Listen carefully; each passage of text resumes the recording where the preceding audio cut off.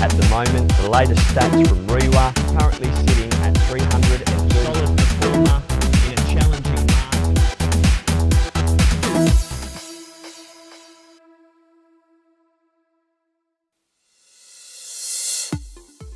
Hi, Michaelkeil here. Today I'm with in-house economist Ryan Bridie and we're going to look at the latest Reiwa results for the third quarter. Ryan, tell us what's going on. Okay, thanks Mike.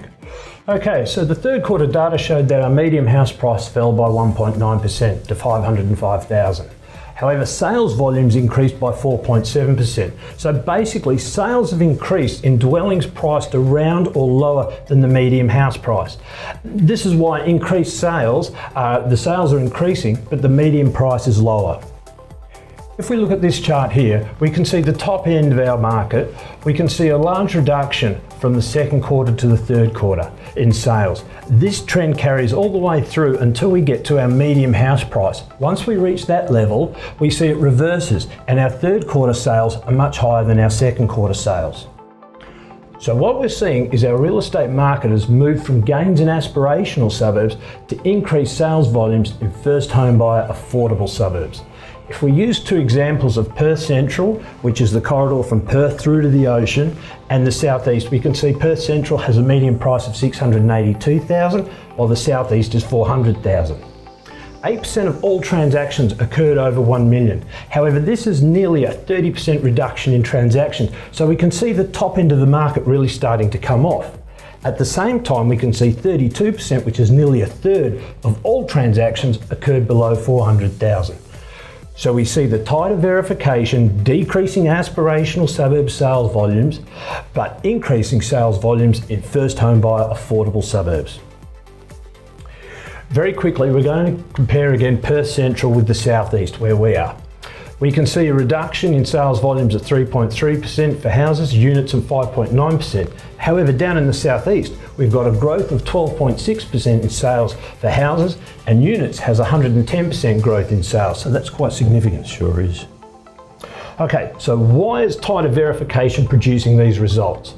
All right, first of all, the data indicates winter has not affected or reduced sales volumes. First home buyers are making up over 30% of the market because they're able to meet the bank's verification due to the relative affordability of housing. Also, increased employment opportunities lets more first home buyers into the market. Secondly, investors recognise value and along with improved vacancy rates can get finance at these prices even with tighter verification. And thirdly, the verification is impacting people looking for larger mortgages. If we look at our second quarter median prices, the three areas I'd like us to focus on is Perth Central House, which prices grew by 6.7%, Northwest units, which grew by 10.9%, and Southeast units, which grew by 7.6%. When we come to the third quarter results, we can see we've gone from a 6.7 growth to a negative 3.7, 10% to negative 6.9. However, Southeast units have experienced 2 quarters of really good growth. People with units in the southeast would be pleased to hear this. Next, I'd like to go on to some great news for WA with the release of our WA's gross state product. Now, gross state product is the equivalent of our national GDP. The ABS releases gross state product only annually, whereas GDP is released quarterly. And state final demand is released quarterly, but it doesn't include exports, and I'll explain why this is all important. The technical definition of a recession is 2 quarters of negative GDP growth, but we don't have quarterly GSP, state product data, so we can't technically apply that definition to it. But we can substitute our annual GSP and our quarterly state final demand data to see that WA is definitely out of recession. We had a GSP increase of 1.9% following a decrease of 1.8% the previous year.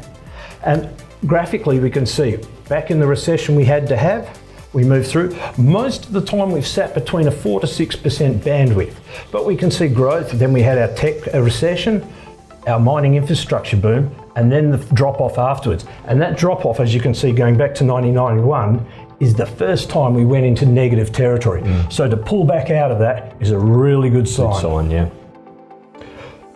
We've looked at this graph before, the state final demand, and it's quarterly data, so it's good, and we can see that we're back into positive territory.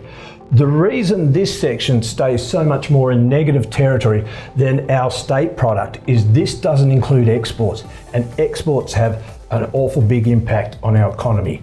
So to see both of these charts in positive territory says to me things are really on the up here. Yeah, some great signs. So in conclusion, Ryan, what are you making of all this data? Okay, our economy keeps to rebound. It's going to keep improving employment. Those employment opportunities are going to filter through to home for first home buyers, as we're seeing at the moment, and they're going to also increase interstate net migration. So all in all, we feel very optimistic at the moment. Yeah, beautiful. Okay, well, thank you very much for tuning in. If you'd like to receive our weekly e-newsletter, which Ryan writes, just send me an email to Michael@Michaelkeil.com and we'll register you. Hope you've enjoyed this update, and bye for now.